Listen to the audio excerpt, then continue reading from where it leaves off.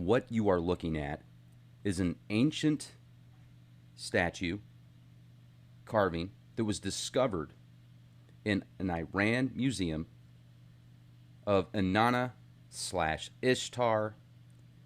This specific artifact is thousands of years old. It could literally be 10,000 years old. Now, what do you see in this image that stands out as an anomaly? First of all, the goggles that I'm looking at remind me of the drawing of the art H.R. Giger did called The Birth Machine. And, it literally looks like some type of... Here, look at this. Look at these goggles from H.R. Giger. This is one of his most famous works. H.R. Giger is, in my opinion, the best surrealist artist of all time. I mean, this guy was way above and beyond just about anybody in the work that he did. He was certainly in the apex. Now, that's my opinion. When you really look at this image, and then you go back to this one, look at the comparison there. Now, one thing interesting about Giger is he is the creative force behind Alien, Prometheus, Aliens, various films in Hollywood, and musicians gave a lot of accolades to Giger just because he was so far ahead of his time with the work that he did. He would combine sacred geometry with surrealism slash transhumanism slash aliens, and he'd get in. He was definitely a erotic type artist in a very strange sense. And I always felt that Giger was literally tapping into another side, into a different dimension, and a lot of connections to the Anunnaki, the engineers, the demigods, the ancient astronauts that are talked about in scriptures but have been changed to be called fallen angels instead. And I mean, just read Mario Bellino's work. This guy was a translator for the Vatican for years, and he took Hebrew scribes and translated them to very similar stories that you read from Zecharia Sitchin. And if you want to add some more scholars to this, read the translations of the Sumerian scribes on the Oxford University website. I'll leave a link as well. People that probably never even met Zecharia Sitchin that have a very solid education in Sumerian texts and translations, and not just one person. We're talking over 10 people involved in this project. I've read through many of these Sumerian scriptures that are running neck and neck with what Zecharia Sitchin and others have said. And I've also talked to Jordan Maxwell, which funded Zecharia Sitchin and many of his endeavors. And I talked to Jordan off the air about certain things that also connect dots for me on the journey that I've been on here with these engineers of our current status and physical form. Not the creators of life, but the engineers of our current status here. Enki, Enlil, Ishtar, Gilgamesh, Anu, the Anunnaki are real. Now, what are they? Are they just a tribe from good old planet Earth that were advanced and stronger and bigger than other tribes, and they manipulated people into thinking they were gods or angels or aliens? Or are they really just a very intelligent race from another planet that thought they could manipulate the current form here to take care of their bidding? I've read so many texts that parallel the texts in the Bible with just different meanings and different names and different titles and labels, which have the same underlying theme but have a completely different overall essence of what the story is telling you. Now, this image right here is very powerful in my opinion, because this doesn't look like anything close to a terrestrial organic form that you would see back then. But heck, let's look at all the stuff that we saw with animal/human entities with wings and lion heads, and who knows how much genetic manipulation was going on before this flood that are talked about in Sumerian texts that predate the Holy Bible Genesis, which is most likely where the Holy Bible Genesis came from. And then I want to talk about Giger again here for a second, because if you guys probably didn't see that video that I did where I was just goofing around and doing a spoof with my Ozzy Stern deal, and I busted out the Ouija board, and I said I wanted to make contact with Giger, and the Ouija board didn't move. But when I asked what it was like where he was at in the current time, I said, what's a drawing or a painting that you've done or art that you've done in the past that would correlate with where you're at now? And Prometheus came to mind. And then I watched the film Prometheus a few days later and connected the dots with, if you watch Prometheus, the film, the Anunnaki are all over that film. I mean, that's the basis of that film. The Anunnaki, they call them the engineers. And they talk at the very beginning of the film about all these different texts and scribes from around the world in different time periods, but ancient, going back almost 30,000 years in some cave in Germany or France, connecting to specific stars that were lined up in the universe that they were able to track and travel to. And also in this film, there is at the beginning, if you remember, there's that rod-shaped UFO in the sky waiting for one of those engineers to drink that gray goo. It's like that whoever they were in that rod-shaped UFO, it's like they gave that gray goo to the engineer to drink to see what would happen. So the engineers of the engineers. Well, some great connections there. So where am I going with this? Here's the dots that I'm connecting.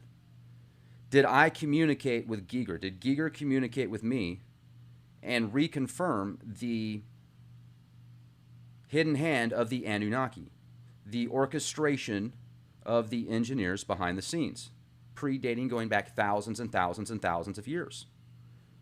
And in religions, they call them fallen angels.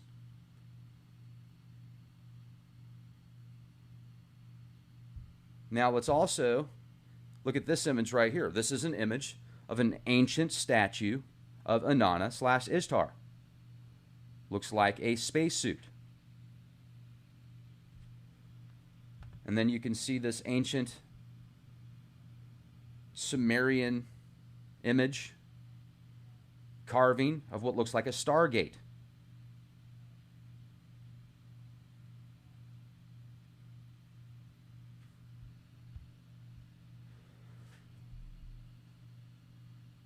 Now let's go deeper on this. Let's get into Black Hole Sun for a second, because I've been covering some of the musical aspects and strange deaths of musicians that link to certain times, and then there's events that unfold after that that seem to be in connection with not only metaphysical aspects but also financial gain. Black Hole Sun. So what a black hole sun is talking about the brown dwarf star that many people feel exists in our solar system. The black hole sun, in my opinion, is Saturn. The black hole sun as a matrix, as an imprisonment, as encapsulation of organic essence, and taking that away from source, separating it from source in an inorganic fashion. The Titans, the moon Titan. The Titans are, in many mythos,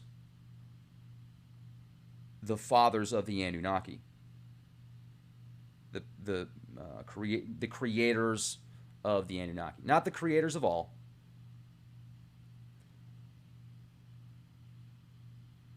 Did that part of the film in Prometheus where there's that rod-shaped UFO in the sky waiting for the engineer to drink the Grey Goo, and then he completely disintegrates and reforms as the alien. The DNA connects to something else, and it gets stuck in the water.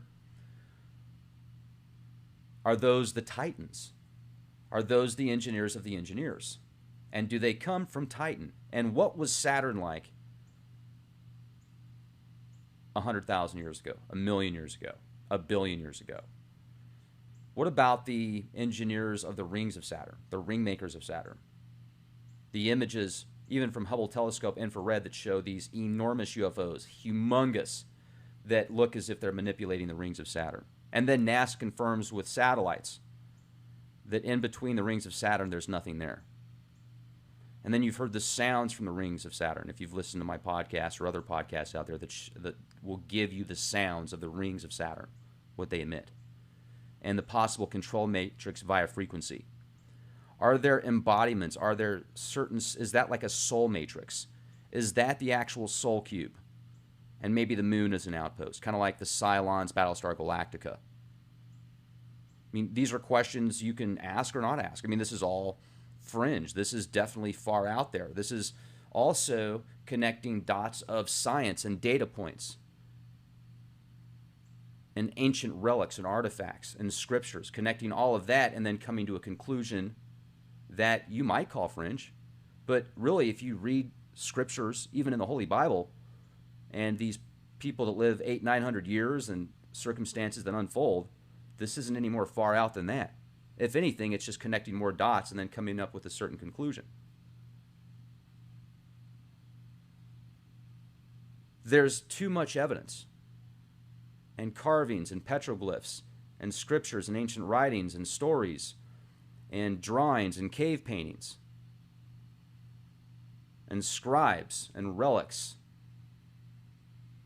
that unfold and that are already available for me to where there's no way I follow the official status quo on most of the scientific communities. They are more brainwashed and compartmentalized than somebody that isn't stuck to one set of parameters or ideals.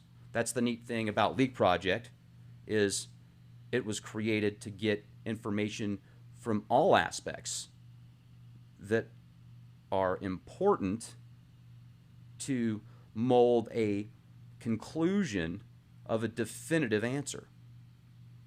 And if not, well, we'll keep looking. The truth's out there.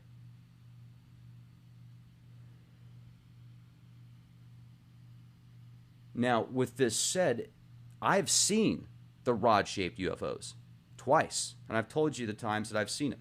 Saw them within a period of a week in Utah, once in almost northern Utah, and then once in southern Utah. And my coworker confirmed it the second time in southern Utah. We both saw and explained the same thing.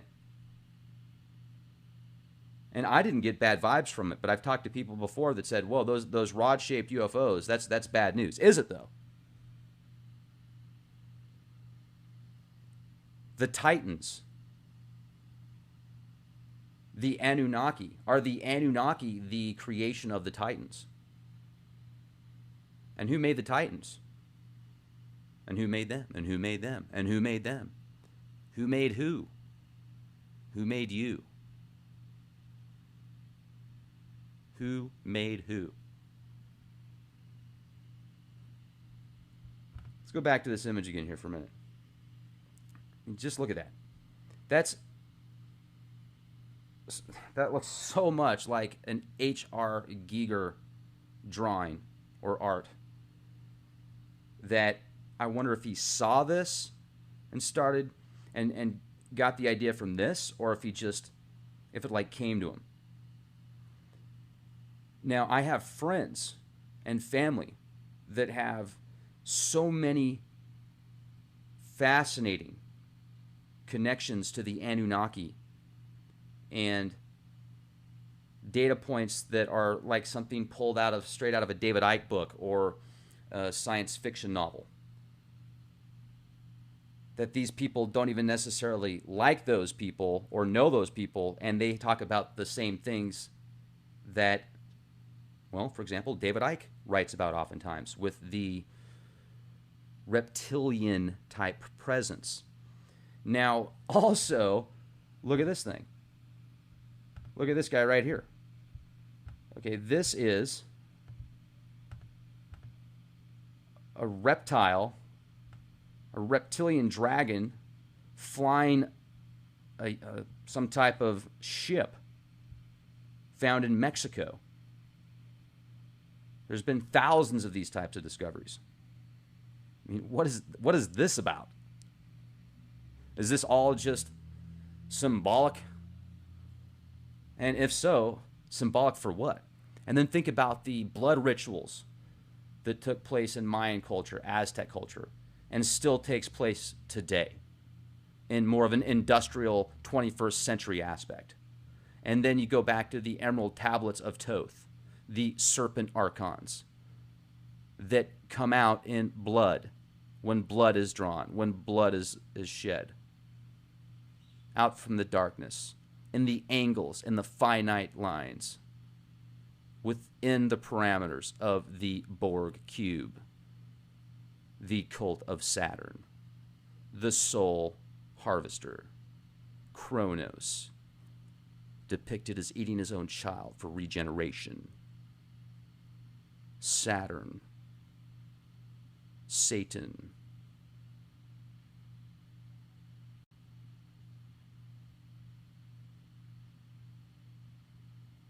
The question is, how do you break out of the parameters of a harvesting system that has become so advanced, so powerful, that it controls virtually every aspect of almost everybody's life? And then it learns how to break outside of the time-space continuum and create multiple lives simultaneously of the same individual over and over and over and over. An imprisonment within an imprisonment, a fractal broken off from the organic matrix of source, withering away into oblivion, falling further and further and further outside of light, spectrum, essence, form.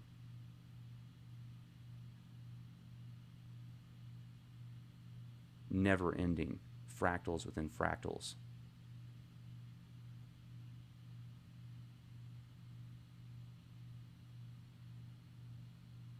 You know, I think of some real scary things sometimes when I look at the world around me and how much is going on a daily basis that seems to be sucking the life force out of the planet and out of so many people that live on the planet, and so many beings. And think of all the species that become extinct on a weekly basis because of all of the pollution. And you can call it a boot camp, and it is a boot camp, but how long until there's nothing left? And then whatever it is that seems to be orchestrating the strings at the top levels, because it isn't compartmentalized like virtually everything else is here. Even people that have extremely prestigious positions of information access, you know, clandestine handlers, alphabet agencies, even the people at the top levels are still compartmentalized. The industries with high-end technologies compartmentalized. Whether it's medical, whether it's nanotech, whether it's weaponized, whether it's inventions for good, everything is compartmentalized. Even factions that are supposed to help the people are compartmentalized to the point to where they compete amongst other factions that are supposed to help people, to the point of diminishing returns oftentimes. Labels, words, ignorance, can all be contributing factors to the degradation, the downfall of essence, of life. Think about that. Choose your words wisely. Express your words wisely. What is it? 60% body language, 32% tonality, and 8% what you actually say. It's like going to somebody and saying, I like you. I think you're great. To me, I'm thinking, really? Sounds to me like you want to punch me in the face. What about somebody that goes, man, I hate you. I hate you so much. Come here and give me a big hug. And you're smiling at him. Well, think about that for a minute. I mean, obviously, some people are better at picking up body language than others. And if it's just text, then you're not going to get the different emotions. No wonder people fight so much, especially on the internet. Think about that for a minute.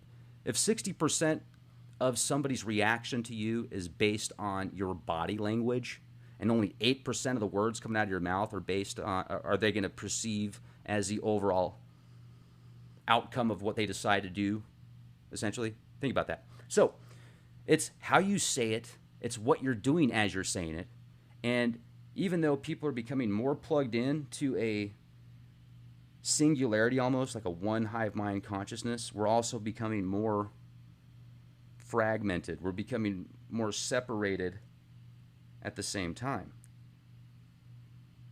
because we're not able to express ourselves organically.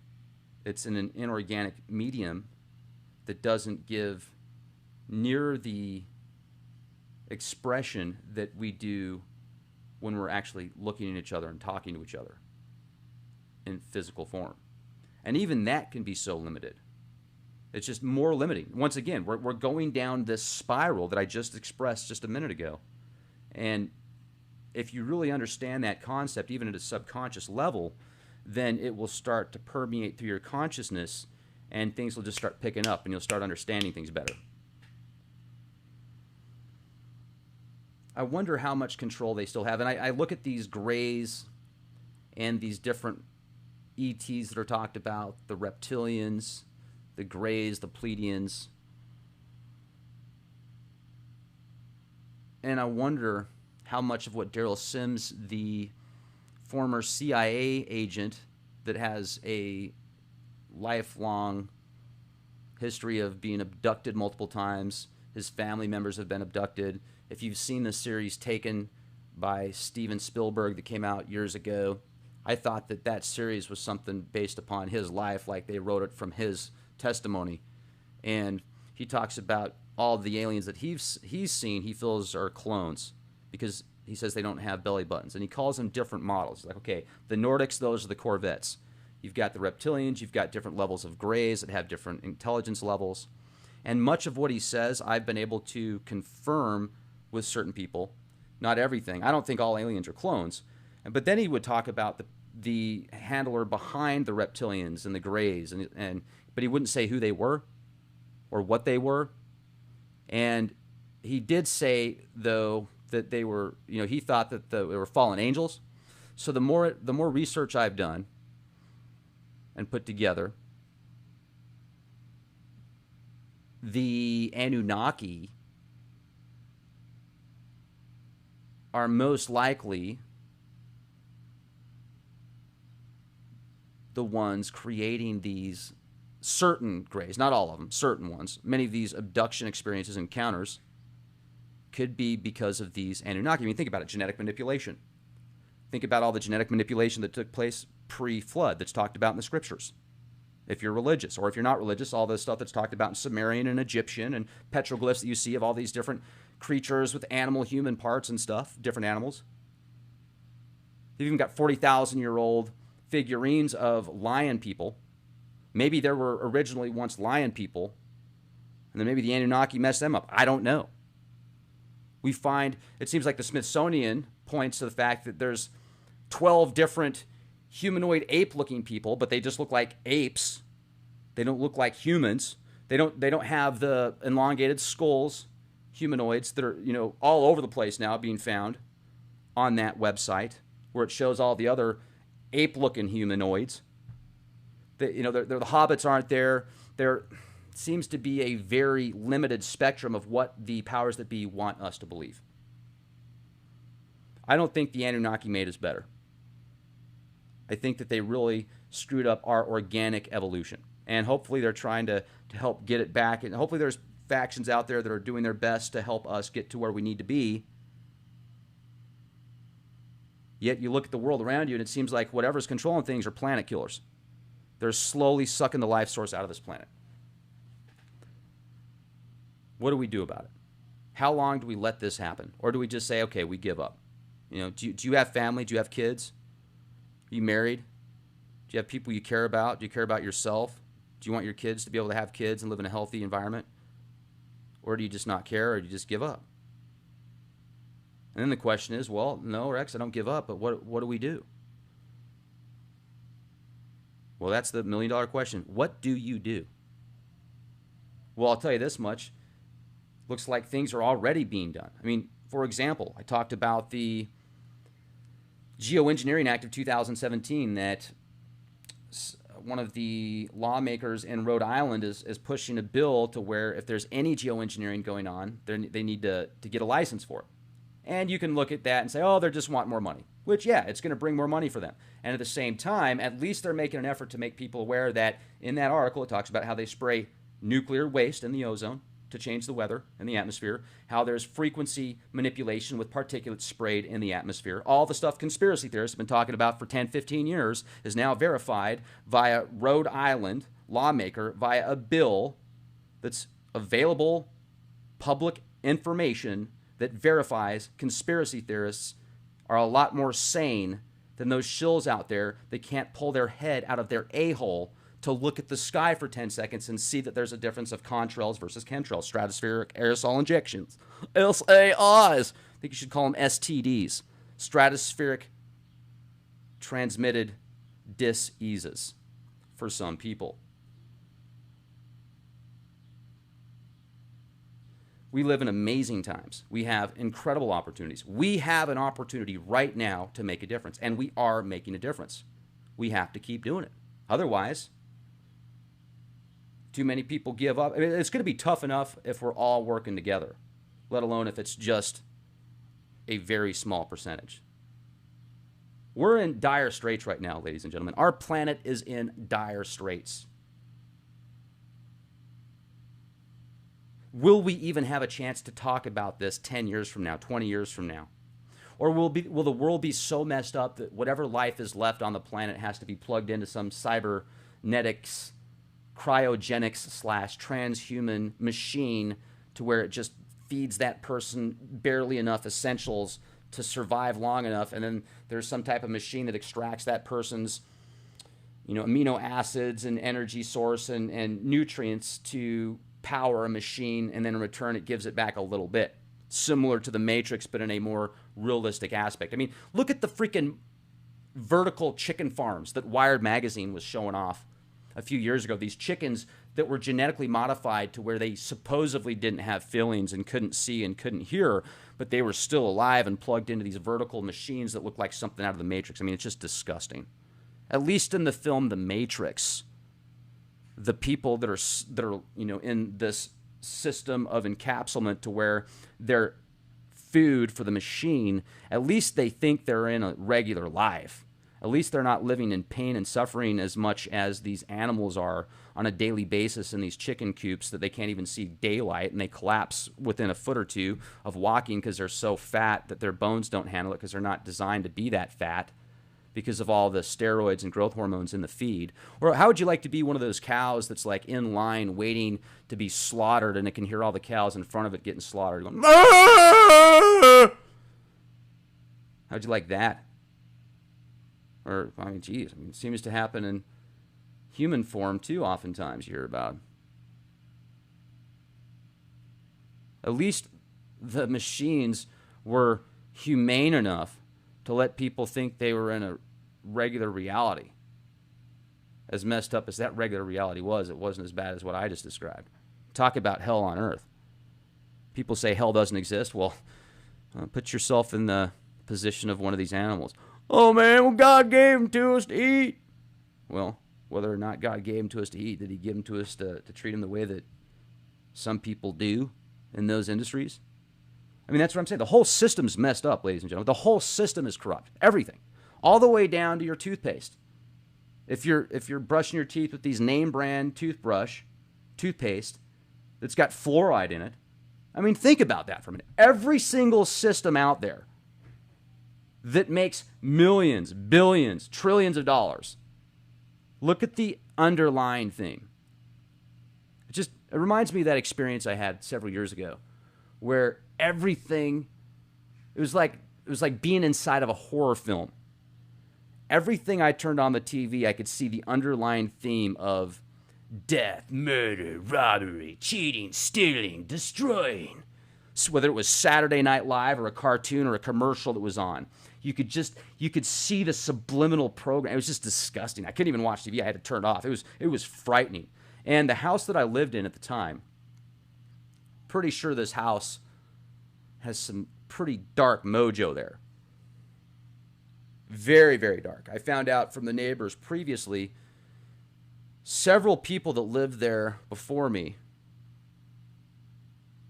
several couples that were married, every one of them got divorced. The people that lived next door to me, I'm sure they still live there. They had been there for 40-something years when I was there. Real nice people. Bless their hearts, good people. And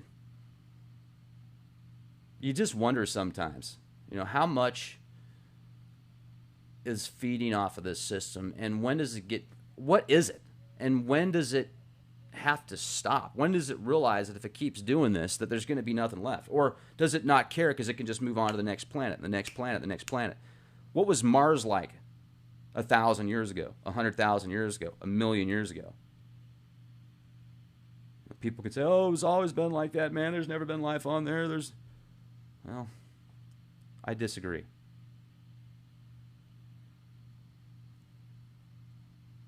We live in amazing times, folks. Let's make the most of every day. Unplug people one day at a time, one mind at a time. If you can do it 10 minds at a time, great. If you can do it 1,000,000 minds at a time, even better. Remember, we're in this together. Even when you see somebody that you don't like and you can't stand and you despise, and I have to remind myself of this, that is a fragment of consciousness. And if you get to the quantum level, many experts say at the quantum level there is no separation. What's out there is in here, what's in here is out there, what's up is down, what's down is up, what's left is right, what's right is left. And your conscience knows what's really right. You don't need somebody else to tell you what's right and what's wrong, do you? I hope not. Your conscience should be your judge, should be your guide. What gives you the right to judge somebody else? What if their conscience is different? Now, then that gets to the very edgy question, what about a sociopath that has no conscience? Well, what about a sociopath? I can't judge that sociopath. I can defend myself. You can defend yourself from a sociopath. Yet if that person doesn't have a conscious mind to make decisions, if that person doesn't know what they are doing is right or wrong, how do you judge them the same? I don't know. I mean, these are all very difficult questions. That's why I ask so many questions sometimes that start asking questions about the question I just asked and I lose track. You guys are like, come on, Rex, stay on track, stay on focus. I get it. And on that note, I want to close out with this. Look at this image. Enki, Enlil, Anu, the Ajiji, the bird people, and the tree of life in the center, what I feel is the DNA. And look at how they're all pointing up at Anu in the heavens on the winged platform. They're all pointing at him like, yep, that's where we came from. That's our master. That's our creator. That's our engineer. My favorite movie growing up as a kid, probably watched it, I watched it hundreds of times, hundreds and hundreds of times. It's funny because nowadays I have a tough time watching a movie more than once, but growing up as a kid, I watched movies a lot. And one of my very favorite movie growing up as a kid, Flash Gordon. Flash Gordon is amazing. Well, Flash Gordon saves the universe. How can you not love that guy? I mean, he saves the universe. He destroys the evil Ming. If you look at Ming, by the way, look at Ming from Flash Gordon from the 80s film, and then look at the founder of Satan. Look at the founder of Satan, Anton LaVey.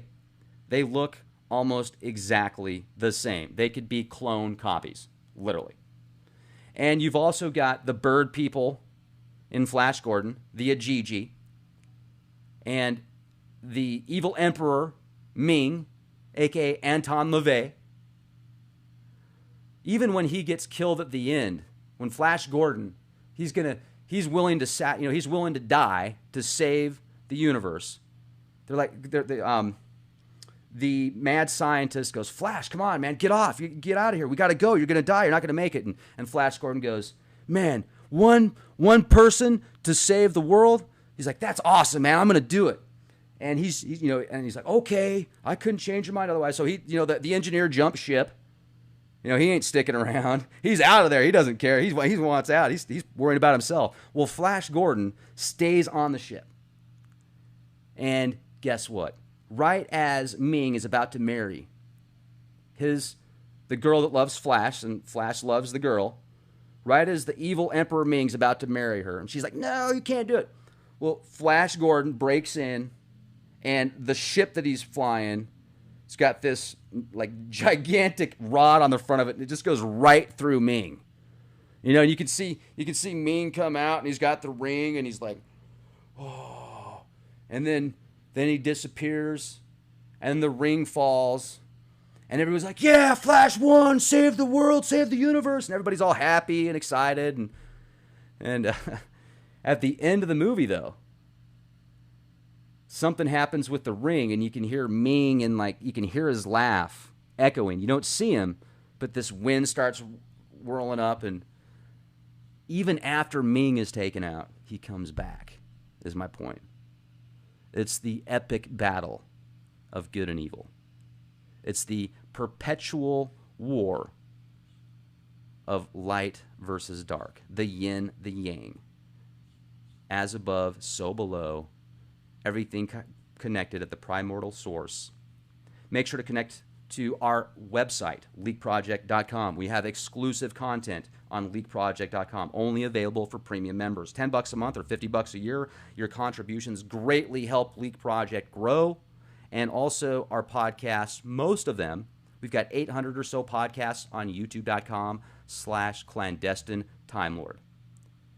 Make sure to support our sponsors, getthetea.com. I've been taking this stuff called colostrum. I love this stuff. My energy levels have been through the roof.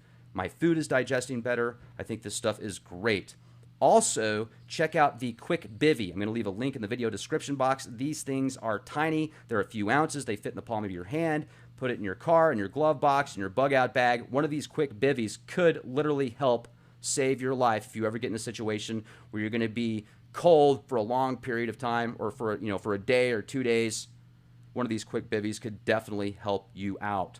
And check out X Point. If you're interested in getting into a survival type insurance bunker, these things are about 2,000 square feet. They're concrete, still enforced, military grade, dome shape bunkers that were built by the military in the 40s. And now there's a section in southwest South Dakota where you could get into one of these bunkers. So I'm looking at mine as a vacation studio for the summertime. And plus, I love getting out of the big city sometimes. I certainly don't want to be out there in the winter. However, I will tell you this. If it gets to the point to where things get really bad and I see a lot of signs on the horizon of possible situations that I don't want to be in a big city if that gets to be that way. So with that said, I do have an opportunity to get out there now if things get really bad, and so do you. So check it out, terravivos.com. Use the code LEAKPROJECT, and you will get extra goodies with your purchase. So that is my shameless plug. Thank you for being here. Question everything. I can't wait to hear what you guys think about the dots that I connected here in this podcast in the comment section. Be the change you want to see.